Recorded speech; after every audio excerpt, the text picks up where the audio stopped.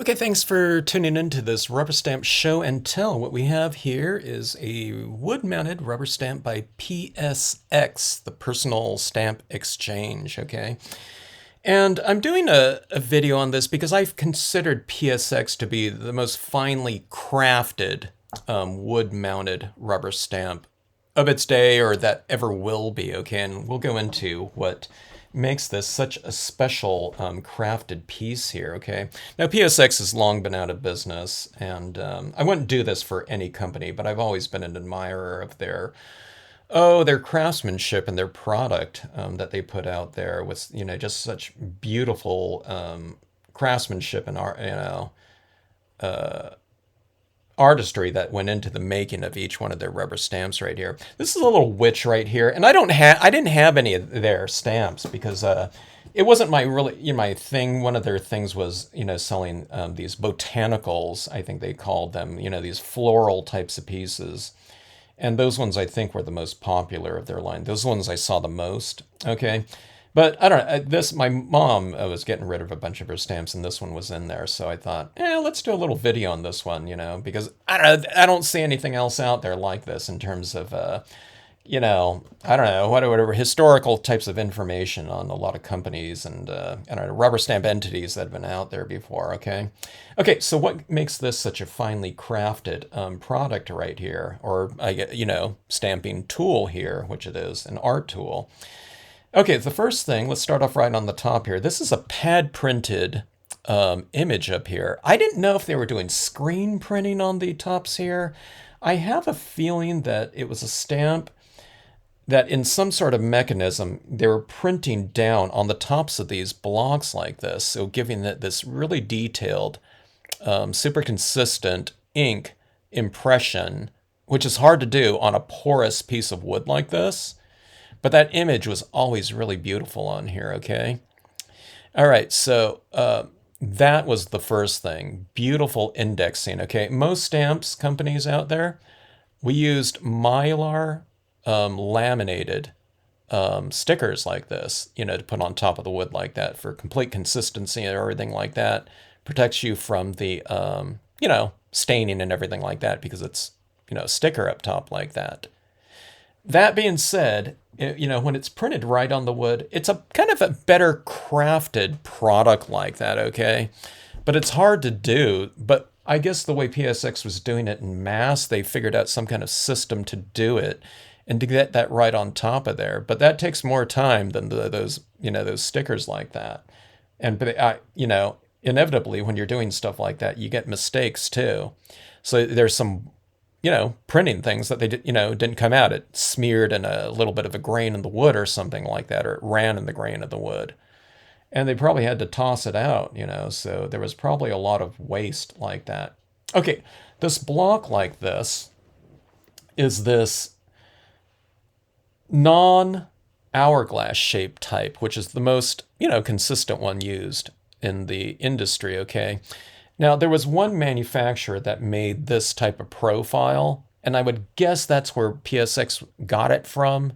It seemed like a lot of the manufacturers were kind of up in the Bay Area of California, and that's where a lot of the wood manufacturers. So I'm guessing that PSX didn't make these in-house, but what goes into a block like this? Now, a block like this, okay, they're making these. I don't know what it was. It was like an 8-foot strip, okay, of this certain width in this certain type of hourglass profile. There was different profiles of blocks out there, but what they do is on a strip like this, all they have to do after they get this kind of routed out like this, and there's a big long 8-foot strip of this one, I just order it. In this case, this was a 2¼ inch right here. So they're just taking that big strip and going, quarter inch, quarter inch, quarter, you know what I mean? And they're just sawing this and putting it through there. But on a block like this, that's not hourglass like this, they don't want all these sides to be sharp, right? So all these sides on all these PSX stamps are 8-sided beveled. You can also get 12-sided beveled too. But what that means is each side of these are kind of beveled a little bit, okay? So it's not just this 90-degree angle on the edges right here. It would make it too sharp and kind of, uncomfortable in the hand to be handling. It's not going to cut your hand or anything like that, but having these, angles like that aren't going to be really, it's not going to look good and it's not going to feel as good. So all these edges right here are beveled. And I think that's just some, these companies taking this and going on this probably a 45-degree angled sand, probably circular sand or something, I don't know, and putting this up and going this, real fast and beveling off all of these edges like this, okay? One by one, okay? And that's such a big hassle. I don't know if it's a hassle, but, it was a lot of work. Okay, but the reason why they didn't have this kind of hourglass shape is because they did, underneath this little price tag here, is a barcode, and it has the code of the stamp and everything like that printed on the side of that. So they had to get this impression down really well as this one right here. You have to be perfect on your printing. I'm sure they had that system down, but that's another big thing. And that's a big help for the stores that carried the stamp, if especially if they needed that barcode on there. I used stickers, with the code of my stamp, copyright information, company information, etc. on the side like that. But pad printing again like that, okay? Okay, so one of the things I didn't think I mentioned, or did I, was after they pad print like that on here, you have to kind of spray seal that down with an acrylic spray. So if you notice here, this color of this wood is a little bit different than the side of it. But let's see here. Like, see this right here, how it's a little bit darker and it transitions into lighter. That means that these pieces of wood are probably all on this tray or something like that. And they're just taking this acrylic spray, and some of it, there's probably a gap in between. So you see some of this spray kind of coming down a little bit on the side, just where it's a little bit of a different color, than the just the bare wood. This one right here probably had another piece of wood. So it's probably they're just aiming for the top, and if some residual got on the side, that's fine. They didn't bother spray sealing the side with the the coat or anything like that, but they want to get that sprayed off like that, to help prevent stains from inky fingers from stampers using this, and so on and so forth, okay? So that's the image, the image indexing, the block, the pad printing on the side of that as well. But let's get to the biggest thing of PSX stamps that really differentiated them from the rest of the pack. This image right here, this rubber stamp die, is mounted on this piece of this red foam. That red foam was always the best type of foam on there, but it's really dense and thick. It's less cushiony, okay? So that's a red kind of foam cushion, okay? And the rest of the industry mostly used the gray one, or I use this black one, this 1/16 double stick cushion, okay? They call it tape too. But this one right here didn't have this adhesive that was already on there, so they probably had to take, and they used a different thing too. The double stick cushion, adhesive tape or cushion on most things were acrylic adhesives, okay? So if you wanted to like unmount, my stamps or something like that, you can just kind of get a little bit of a fingernail in between the rubber and cushion and just kind of peel that off. It'll come off. It's not fragile or anything like that. You can use stamps, probably for, I've been using the same ones for 30 years, some of them, they're still affixed down there, but you can work it off and just peel it right off, okay? But this rubber adhesive to rubber, it's just not going to come off. And I can go like this, and I can't even get my fingernail underneath there. So I know it's a rubber adhesive. So that was a really great thing about this foam right here, okay? And, okay, now when you get foam to cushion, no matter what type of cushioning you're using, most companies, I scissor cut mine out, okay, if it's a wood-mounted stamp. Not my new cling foam mounted stamps and sets. That's a completely different thing, okay? But the rubber stamp wood constructions, okay? Most companies, including big companies like Rubber Stampede or something like that, that probably was outselling PSX too, because Rubber Stampede was the biggest one around. They got their cushion and rubber onto a sheet, and then they're scroll sawing out each individual die cushion combination, okay? And then what you do is on the back of that, cushion, you peel off this little sticker, and then you can adhere it down onto this block like that. But this cushion right here had to have probably an acrylic sealant adhesive applied to that. So that's another step. And then some individual is hand adding that image right on top of the block like that, okay? But here's the biggest thing, going back to the trimming of the rubber cushion combination. Most companies that were selling a lot of stuff, even small companies, you're scroll sawing out this. A scroll saw is like a jigsaw. And it's like this little blade going up and down, and you're taking your imagery and your hand doing this, and you're trying to get all in the contours of that. That's how like my sets are done that are on the cling foam. I don't do that myself, but this other manufacturer that I get those from does that. Okay, and I'm not talking about bare rubber stamps that are just done by scissors, okay? But PSX didn't want to do that. They wanted that consistency of trimming on all of their imagery to be completely uniform, and they wanted to completely bypass that scroll sawing thing. So what they had to do is they had to order cutting dies, custom dies, okay, for each individual stamp like that. That means you're getting this like blade cookie cutter type of thing for each of your stamps like that. They probably had a hydraulic press where they're pressing out several of these at one time. So I'm guessing there may be one plate with 12 of these witch on there or something like that. You rubber adhesive that all down to the cushion, okay? And then they had some kind of die that they had custom made for that one stamp, but several times, in 12 things, so that there's one die, I guess, because they're going to be cutting these out one at a time, okay? But they would have to get that die made. Those dies are extremely expensive to make. That's why no other manufacturer ever did that, okay, but them.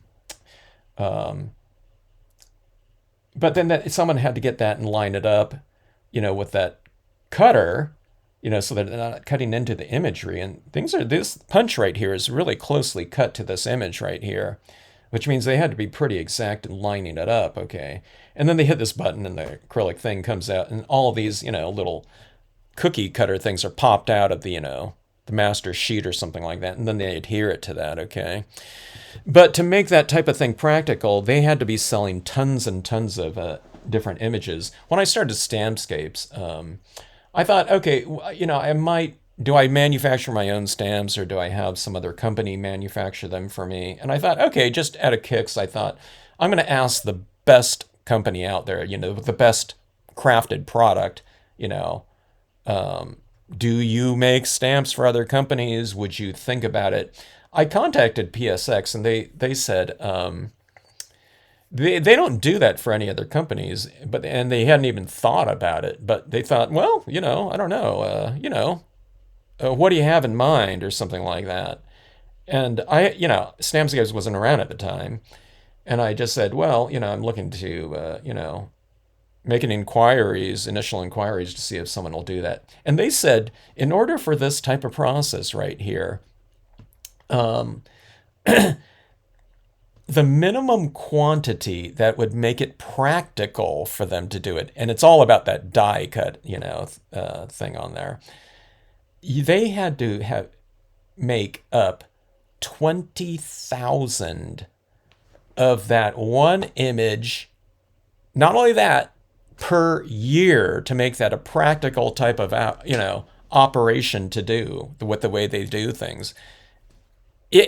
That's nowhere near, Stampscapes quantities. You know what I mean? And like a fly on like a flea on a an animal in size and in terms of quantity in relation to that, which, it pretty much, I don't know, it didn't surprise me too much. I guess I would say it was a little bit shocking when I think about it per year, the type of thing. Because I worked for I worked for a stamp in the hand company. I knew how many stamps they were selling, even of the most popular things. And, wouldn't even come anywhere within the vicinity of even like a I don't know, like a tenth of, those sales for an image like that. So, I don't know. I said, well, oh, yeah, thanks a lot.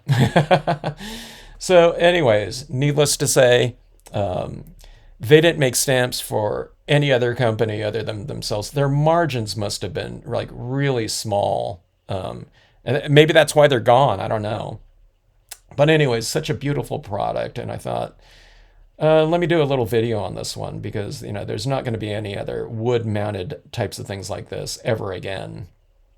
With that type of artistry that went into the actual, tool, for us to utilize.